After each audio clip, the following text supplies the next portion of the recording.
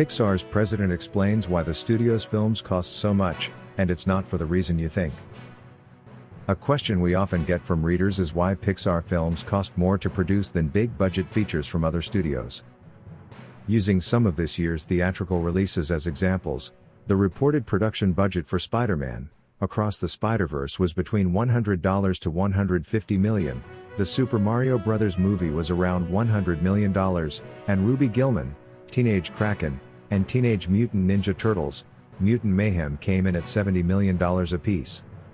Meanwhile, Disney Pixar's Elemental has been said to cost a whopping $200 million. What is causing the big differential in budgets? A common misconception is that Pixar's films cost more because of the visual and technical complexity of the films.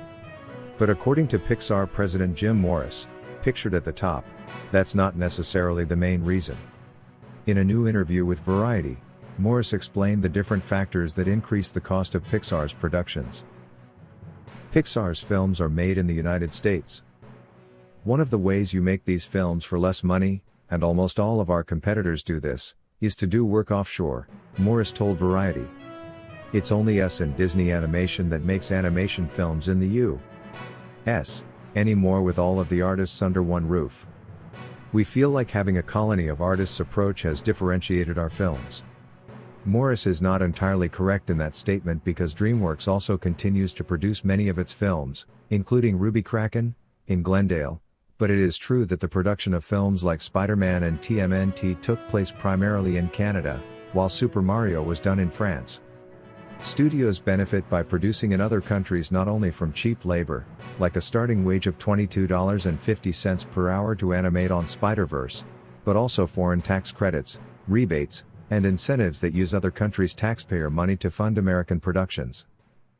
Also, something interesting to take into account, DreamWorks is a unionized shop, while Emeryville-based Pixar isn't part of the Animation Guild, yet Pixar's non-unionized production still managed to cost nearly 3 times as much as a fully unionized movie like Ruby Gillman. So, while labor is more expensive in California, unionization is not the culprit of higher production costs. Other studios exclude executive salaries and other costs, while Pixar doesn't. Morris claimed that another reason Pixar films are reported as more expensive than other studios is that Pixar's accounting includes certain line items in its budget that other studios exclude. He explained, "The other thing I'll say about our film budgets is that our whole company exists only to make these films. So when we say a budget, that is everything it takes to run the whole company.